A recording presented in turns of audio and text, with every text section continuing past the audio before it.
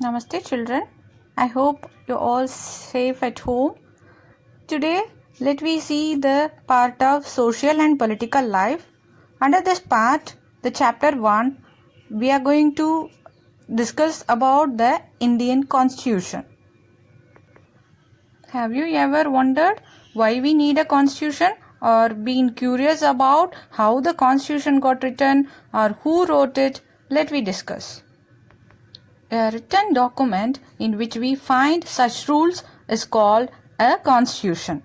A constitution helps serve as a set of rules and principles that all persons in a country can agree upon as the basis of the way in which they want the country to be governed.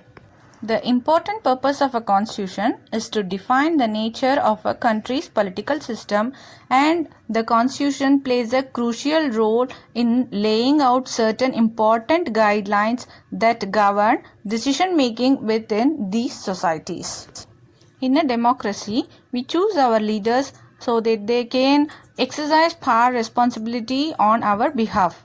In democratic societies, the constitution often lays down rules that guard against the misuse of authority by our political leaders.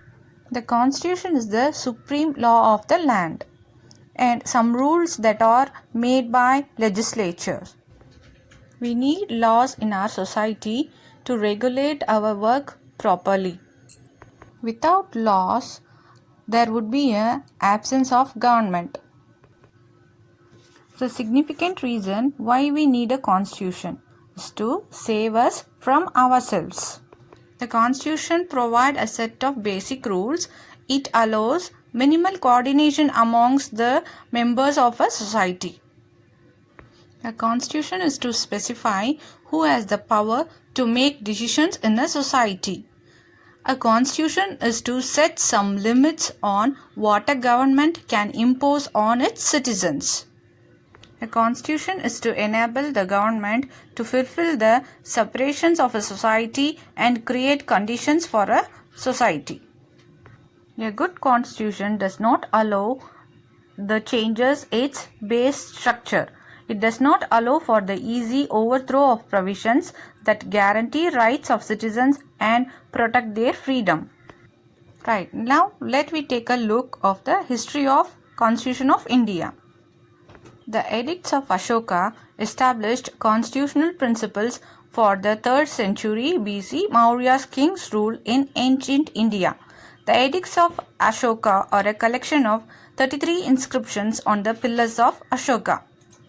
During the period of English East India Company, established different acts and laws were forced by the company to remain their power and authority. The British gave up control of the government of India to two dominions, India and Pakistan. After that, accordance with the Government of India Act established in the year of 1935, the Constitution of India, which was adopted by the Constituent Assembly on 26 November 1949 and came into force on 26 January 1950. I hope you all understood about the Constitution plays a very important role in democratic societies. Let us see in next class, children. Thank you.